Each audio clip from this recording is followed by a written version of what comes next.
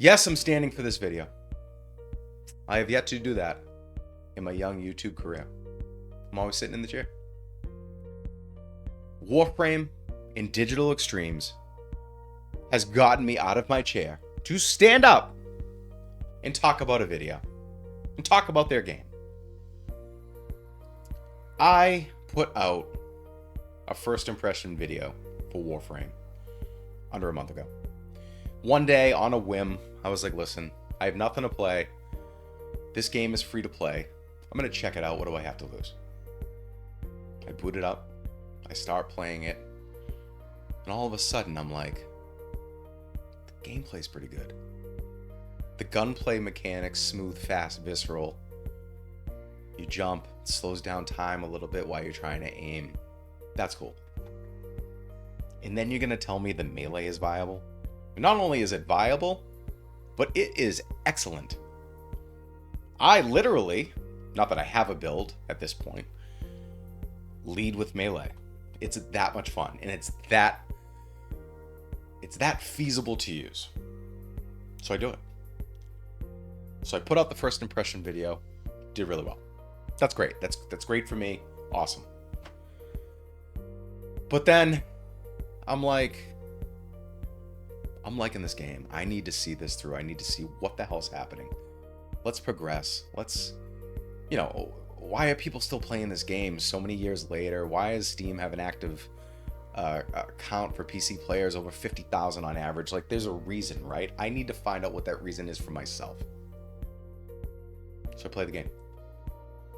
So after the first video, I'm playing offline and trying to figure some stuff out. And I'm like, all right, so I did a couple missions and I have no idea what's going on. Not a clue. I refused to look stuff up at that point because I really wanted the raw experience, the first experience, so I can share with whoever's going to watch how good or bad or indifferent my experience was. And I'll be blatantly honest with everybody, that's just how it should be. So, I'm 70 plus hours in at this point in under a month, which isn't that impressive for hours, but for a person like me who rarely plays games past completion. So I'll finish a game and then that usually would be the end of it. Doubtful that I go into a new game plus mode, just depends on what's happening. But I've played this game for 70 hours so far. And I'm not going to talk about any spoilers. I refuse to do that in this video because if anybody's clicking on this video, they need to be warned when stuff like that's happening. And I just don't feel like I should be revealing that stuff in this video, and it really shouldn't come from me at any point. It should come from a veteran, 5,000 hours in, or from the person experiencing the game for the very first time. So, difficulty-wise, the game was pretty easy to start. I made note of that. I'm like, wow, I'm mowing through enemies. This is crazy. I didn't expect that. When is this going to change? Is it going to change? Is this just how it is? What is this game based on? What is the premise? What's the purpose? What is my end goal? So I find out through chat and different things in Discord, you need to work your way through the star chart. So you finish a couple missions, flattens out, you go through the star chart.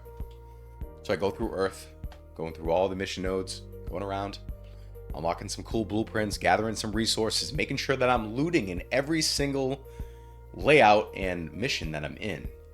Because that's a mechanic that is put in the game to be played. It's like playing the objective. That's my opinion. So I work my way through Earth, and I get to my first junction. I have no idea what the junction's for. And the fact that a game and that a developer can implement something like a junction that is so deep in lore, and you have no idea what it is, that is amazing. That one simple, I guess, spot or mechanic in the game, or I guess connecting node, I don't want to say junction again, but collecting node to get to another planet, there's just so much behind that. It's absolutely insane. And that speaks volumes to the developers. And maybe even to the community. So I'm going to take a quick little shift here and talk about the community because it's vastly important to me, and it's part of my first impression.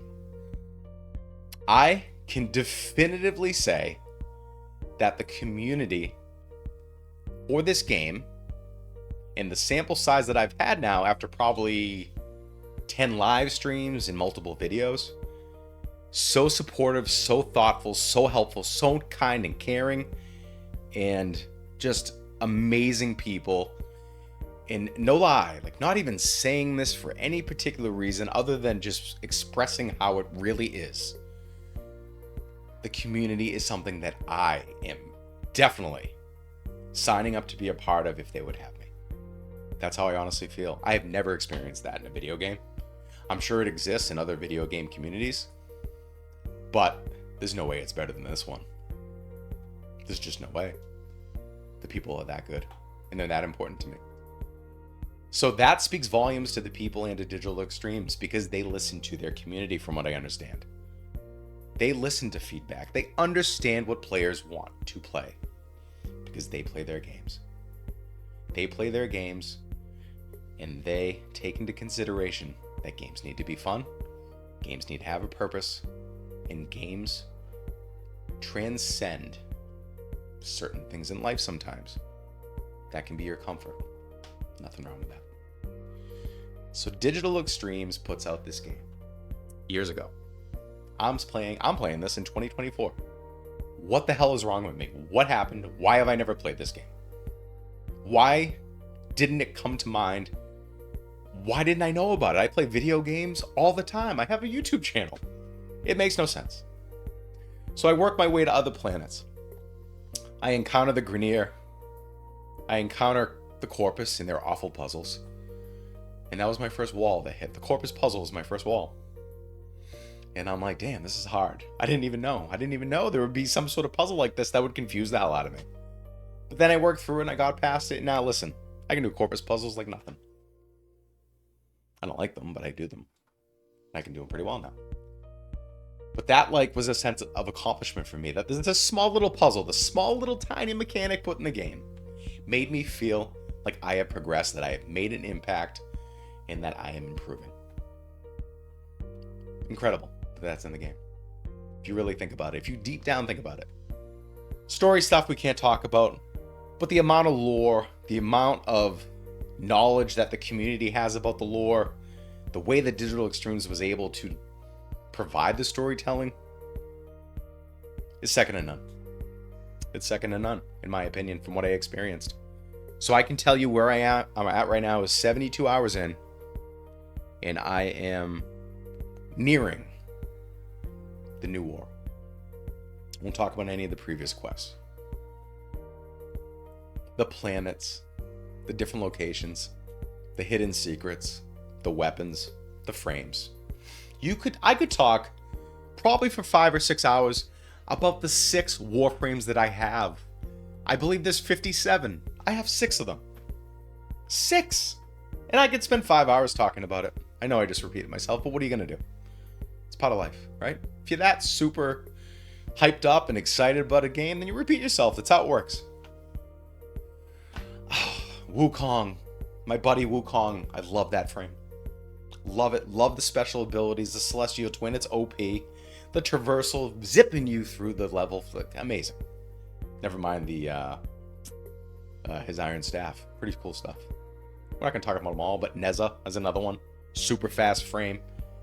Abilities that the Divine Spears. Abilities that you can synergize and work through. And never mind trying to create a build with mods and upgrading. But then synergizing your abilities is just another thing that, how did they do this? How do they implement this in the game? How do they do it so well? Then you have Rhino. Rhino didn't impress me at first.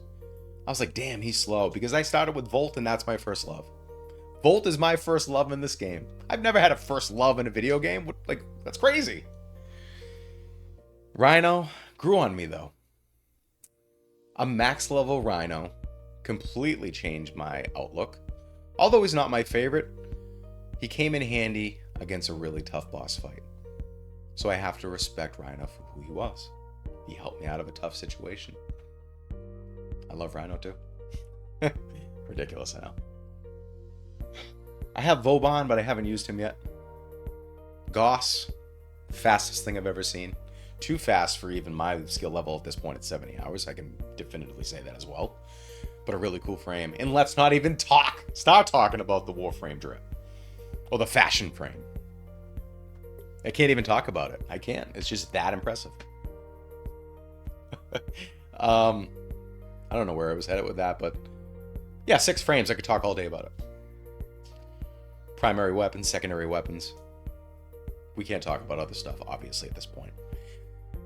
There really is no point to this video other than to say that I had to stand up to tell a quick little snippet about my first impression, because even though I've already done a first impression video, I'm just like continuously amazed by what is happening in this friggin' game.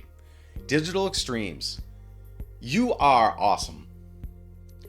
I purchased Dark Sector because of you, and because of what you brought for this experience to me with Warframe. I think I've made friends through this game. I've joined a community. I've never been part of a community with a video game. It's just like, it just transcends everything else. It elevates gaming, the state of gaming. It also puts other games in a bad spot, because now you have to compare to these games. And, you know, in the end of the day, there's games that, like Red Dead 2 and Ghost of Tsushima and Elden Ring, in my opinion, that once you play them, it's hard to go to similar genre, you know, games that are in those genres, because they don't compare. Warframe does that. They do that well. Any gripes about Warframe? Not really. I really don't have any gripes about it. The puzzles were annoying at first. A lot of the story stuff is very obscure, is very hard to follow, and I'm sure that's intentional. I know it's intentional. But it's in there for a reason. It's well designed. You just have to experience it for yourself. So what I would recommend, or in my opinion, what I would say to a first-time player is, don't look up anything on YouTube. Don't do it. Join a Discord. Join a community of people that love the game. Not only do the veterans love the game, but they love to see the reactions, because it brings them back to the nostalgia when they first experienced certain things in this game. Makes them feel a certain way. What kind of game does that? This game does it. So I'll leave it at that. This has been a long video of me standing up talking nonsense. But what I can say is, 70 hours in, haven't even broken the surface of the game. And I'm excited for the new war. I'm excited to continue live streaming this game and meeting and engaging with the incredible people that I've already met so far, and hopefully some new ones down the road. I'm D-Patriot. If you liked any of this video, hit the like button, subscribe to follow. Listen, I'm here to play video games and have fun. Simple as that. Thanks for watching. Take care.